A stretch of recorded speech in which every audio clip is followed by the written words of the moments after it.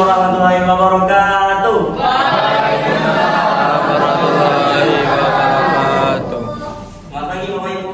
Pagi. Kami dari mahasiswa Stek Sangtuah di Minang ingin menyampaikan sedikit ilmu. Apa sih itu asma? Yang akan dibacakan oleh kawan kami, Bang Gajah. Baik, selamat pagi Bapak Ibu sekalian. Baik, perkenalkan saya mahasiswa Sungai Gajah dan beserta teman-teman saya. Baik, di sini kami dari Stek Sangtuah Tanjung Pinang akan menjelaskan sedikit tentang salah satu penyakit, yaitu tentang asma. Nah, apakah Bapak Ibu sekalian tahu apa itu asma? Jadi perlu kita ketahui, asma itu adalah penyakit yang menyerang sistem pernafasan kita. Nah, di sini sudah akan kita tampilkan wilayah apa itu penyakit asma. Baik Bapak Ibu sekalian, di sini sudah terpapar. Akan saya jelaskan ya. Asma adalah salah satu masalah paru-paru yang membuat pengidapnya kesulitan bernafas akibat peradangan dan penyempitan pada saluran pernafasan. Tak hanya kesulitan bernafas, asma juga menyebabkan gejala lain seperti mengi, batuk, dan nyeri dada. Nah, jadi kalau ada anggota keluarga Bapak dan Ibu sekalian yang gejalanya nyeri di dada, kemudian batuk, kemudian pada saat bernafas ada suara tambahan suara pada saat pernapasan, itu berarti itu tanda-tanda dari asma. Nah, kondisi ini paling sering disebabkan oleh debu, asap rokok, kemudian bulu binatang, udara dingin, aktivitas fisik, infeksi virus, sampai paparan zat kimia. Namun, hingga kini penyebab utama asma belum diketahui secara pasti. Nah, Bapak Ibu sekalian, di sini sudah kita ketahui nih, kondisi ini paling sering disebabkan oleh debu. Nah, berarti Bapak Ibu sekalian harus menjaga kebersihan di rumah, jangan sampai debu di jendela numpuk, di meja, kemudian di lemari. Kemudian selanjutnya asap rokok, berarti kita hindari. Kalau bisa Bapak ini kalau misalnya merokok, merokoklah di luar, jangan merokok di tengah-tengah keluarga kita. Gejala asma. Nah, Bapak Ibu sekalian, seseorang yang mengidap asma bisa mengalami beragam gejala seperti sesak dada seperti yang saya sampaikan tadi, kemudian batuk terutama pada malam atau dini hari, sesak nafas, mengi. Yang kedua, pola gejala yang paling umum yaitu datang dan pergi seiring waktu atau dalam hari yang sama, mulai atau memburuk dengan infeksi virus seperti pilek, kemudian dipicu oleh berolahraga, alergi, udara dingin, atau hiperventilasi karena tertawa atau menangis. Lebih buruk di malam hari atau di pagi hari. Biasanya dokter merekomendasikan inhaler sebagai pengobatan saat gejala asma muncul. Nah, namun penggunaan inhaler juga berpotensi menyebabkan efek samping bagi pengguna. Apabila terjadi serangan asma dengan gejala yang semakin parah, meskipun sudah melakukan penanganan dengan inhaler maupun obat, maka perlu tindakan medis di rumah sakit. Pasalnya, asma juga dapat membahayakan nyawa penderita. Nah, baik, telah tadi secara umum sudah kami jelaskan tentang asma. Sekian, terima kasih. Terima kasih kepada Bang Gajah yang telah menyampaikan hasil presentasi dari kami. Baiklah Bapak Ibu, apakah ada yang ingin ditanyakan terkait tentang asma ini? Atau yang masih kurang jelas terkait asma? Bapak, perkenalkan dirinya terlebih dahulu. Nama Pak Hakim. Jadi saya mau nanya Pak, kalau misal penolongan pertama tuh kalau kita melakukan asma tuh gimana Pak ya? Oh baik, jadi pertolongan pertama pada asma ya Pak? Iya, pada orang yang menderita asma, serangan asma. Ada lagi yang ingin bertanya tentang asma ini? Mau bertanya. Silakan, Ibu yang belakang terlebih dahulu mengatakan.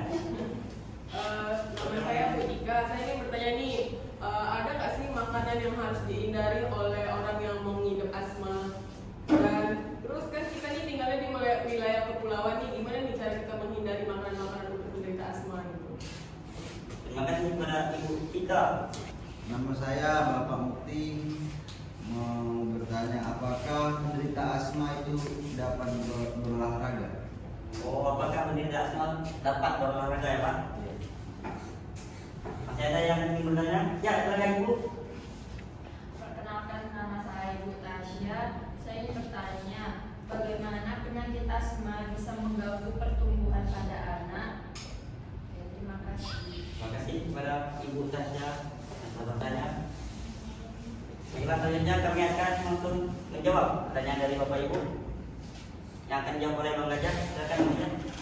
Baik, Bapak Ibu sekalian. Nah, tadi Ibu Tika bertanya bagaimana apa makanan yang harus kita hindari untuk mengidap asma. Kemudian kan kita tinggal di wilayah kepulauan, gitu ya Bu ya.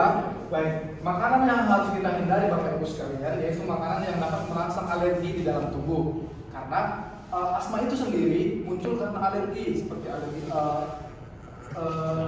asap rokok, ya kan, debu, kemudian aktivitas fisik yang berlebihan. Jadi makanan untuk soal makanan yang harus dihindari itu adalah makanan-makanan laut, ya kan, makanan-makanan seafood. Kenapa? Karena makanan seafood ini bisa merangsang alergi di dalam tubuh sehingga dapat memperburuk gejala ataupun situasi orang yang kena asma ini. Begitu Ibu. Terima kasih kepada Bang Gajah. Jadi makanan yang harus kita hindari itu makanan yang memicu untuk alergi kita seperti seafood yang tadi telah dijelaskan oleh Bang Gajah. Baiklah, pertanyaan selanjutnya akan dijawab oleh Tina. Pertanyaan dari Oke, saya akan menjawab pertanyaan dari Bapak Hakim. Tadi pertanyaannya, bagaimana jika Bapak mungkin melihat di jalan ada orang yang sesak napas, pertolongan pertama yang akan dilakukan kepada dia. Mungkin pertama yang harus dilakukan yaitu menelepon ambulans dulu. Di situ jika bisa longgarkan pakaian dia dan sandarkan dia ke dinding atau sesuatu yang bisa untuk dia duduk. Setelah itu Bapak bisa periksa di badannya, di pakainya jika dia membawa obat atau alat seperti inhaler. Bapak bisa bantu dia untuk mengkonsumsinya atau memakai obat tersebut. Setelah itu Bapak juga bisa memberitahukan dia untuk napas dalam, dimana seperti bernapas dari hidung, keluarnya dari mulut. Mana Bapak? Berarti harus duduk Bu ya? Iya Pak, biar melancarkan pernapasan dia. Tapi jangan dipindahkan ke tempat lain. Oh, berarti- Coba disandarkan dulu. Oke, terima kasih. Terima kasih kepada Tina. Bagaimana Pak Yusuf? Bapak Hakim. Terima kasih. Baik, saya akan menjawab dari pertanyaan Pak Munti, yaitu kenapa penyakit asma bisakah berolahraga? Penderitanya sangat bisa, saya dianjurkan, tapi sesuai dengan kemampuannya Pak ya. Misal kemampuannya cuma berjalan, peregangan tangan, disuruh bermain bola kan pasti nggak bisa Pak. Ya, 5 menit, mainnya 45 menit, pasti kan ngos-ngosan nanti, asmanya kambuh. Jadi sesuai dengan kemampuannya Pak. Jadi olahraga. Kalau nggak olahraga nanti berdarah nggak lancar. Sesuai porsi, Pak. Pak. Sesuai porsinya. Ya Pak kan? Ya. Oke, terima kasih Pak. Terima kasih. Terima kasih kepada Bang Mufti. Bagaimana Bang Mufti? Terima kasih. Jadi olahraga yang dianjurkan itu olahraga ringan saja di jalan. Jadi olahraga yang berat dihindari seperti manjat tebing dan main bola. Ya. Selanjutnya pertanyaan dari Ibu Tasya akan dijawab oleh rekan kami, Bang Gajah. Baik Ibu Tasya, tadi Ibu Tasya bertanya bagaimana penyakit asma dapat mengganggu pertumbuhan pada si anak. Nah, perlu kita ketahui tadi kan sudah ada gejalanya pada kapan saja. Gejalanya ini ada pada malam hari juga. Nah, yang pertama, kenapa bisa mengganggu pertumbuhan pada si anak?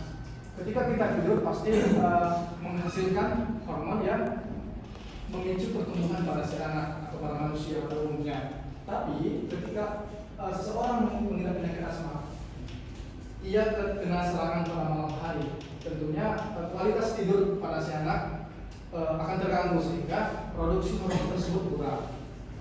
Kemudian yang kedua, pasti ada makanan-makanan ini Bu yang nggak boleh dimakan sama penyakit asma ini. Tentunya nutrisi atau vitamin pasti akan lebih sedikit daripada orang biasa. Nah, Yang ketiga, aktivitas fisik pasti akan dibatasi. Misalkan anak-anak pada umumnya bisa berolahraga yang bisa memicu pertumbuhan. Contoh, kita pada anak biasa ini bisa berenang, pertumbuhannya bagus. Sedangkan anak kita kena asma. Nah, pasti ia tak boleh mengerjakan suatu pekerjaan yang terlalu berat, tak boleh berolahraga. Jadi intinya tadi itu kenapa bisa mengganggu pertumbuhan, tidurnya terganggu, kemudian makanannya juga dibatasi dan aktivitasnya juga dibatasi, gitu Bu. Nah, baik Bapak Ibu sekalian, itulah tadi pemaparan asma dari kami dari mahasiswa Stika Sampurakan Tanjung Pinang. Jadi Bapak Ibu sekalian sudah tahu belum apa itu asma? Sudah. Nah, jadi asma itu apa tadi? Sesak? Di antaranya karena asap debu dan lain sebagainya. Jadi ke depan Bapak Ibu sekalian harus bisa menghindari dan mengenali gejala-gejala tersebut, sehingga kalau misalnya ada orang-orang tersayang, orang-orang terdekat kita, keluarga besar kita tahu gejalanya, jadi tahu pertolongan pertama harus dibawa kemana dan harus apa. Oke Bapak Ibu sekalian? Oke. Terima kasih. Iya.